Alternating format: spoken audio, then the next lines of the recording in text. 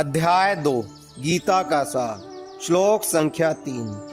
क्लेब्यमास्मगमः पार्थ नैतत्त्वय्युपपद्यते क्षुद्रं हृदय दौर्बल्यं त्यक्तोत्तिष्ठ परन्तप। अर्थात, हे प्रथापुत्र, इस हीन नपुंसकता को प्राप्त मत हो, यह तुम्हें शोभा नहीं देती। हे शत्रुओं के दमन करता, हृदय की शूद्र दुर्बलता को त्याग कर युद्ध के लिए खड़े हो। तात्पर्य श्रील प्रभुपाद जी द्वारा। अर्जुन को प्रथापुत्र के रूप में संबोधित किया गया है। प्रथा कृष्ण के पिता वसुदेव की बहन थी, अतः कृष्ण के साथ अर्जुन का रक्त संबंध था।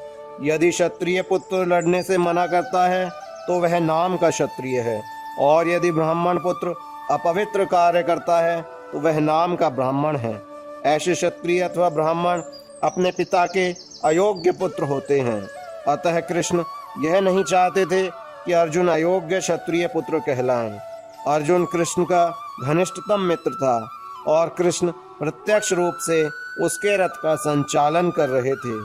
किंतु इन सब गुणों के होते हुए भी यदि अर्जुन युद्ध भूमि को छोड़ता है तो वह अत्यंत निंदनीय कार्य करेगा। अतः कृष्ण ने कहा कि ऐसी प्रवृत्ति अर्जुन के व्यक्तित्व को शोभा नहीं देती।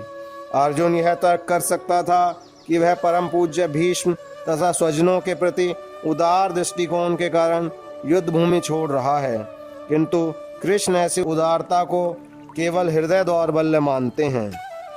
ऐसी झूठी उदारता का अनुमोदन एक भी शास्त्र नहीं करता। अतः अर्जुन जैसे व्यक्ति को कृष्ण के प्रत्यक्ष निर्देशन में ऐसी उदारता या तथाकथित अहिंसा का परित्याग कर देना चाहिए। श्लोक संख्या 4। अर्जुन उवाच कथं भीष्ममहं संख्ये द्रोणं च मधुसूदन इषुभिः प्रतियोत्स्यामि पूजार्हा वरिसूदन। अर्थात, अर्जुन ने कहा, हे शत्रुहंता, हे मधुसूदन, मैं युद्ध भूमि में किस तरह भीष्म तथा द्रोण जैसे पूजनीय व्यक्तियों पर उलट कर बाण चलाऊंगा। तात्पर्य, भीष्म पितामह तथा द्रोणाचार्य जैसे सम्माननीय व्यक्ति सदैव पूजनीय हैं। यदि वे आक्रमण भी करें, उन पर पलट कर आक्रमण नहीं करना चाहिए। यह सामान्य शिष्टाचार है कि गुरुजनों से वाग युद्ध भी न किया जाए। यहाँ तक कि यदि कभी वे रुक्ष व्यवहार करें तो भी उनके साथ रुक्ष व्यवहार न किया जाए।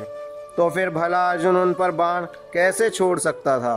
क्या कृष्ण कभी अपने पितामह नाना उग्रसेन या अपने आचार्य सांदीपनि मुनि पर हाथ चला सकते थे? अर्जुन ने कृष्ण के समक्ष ये ही कुछ तर्क प्रस्तुत किए। हरे कृष्ण।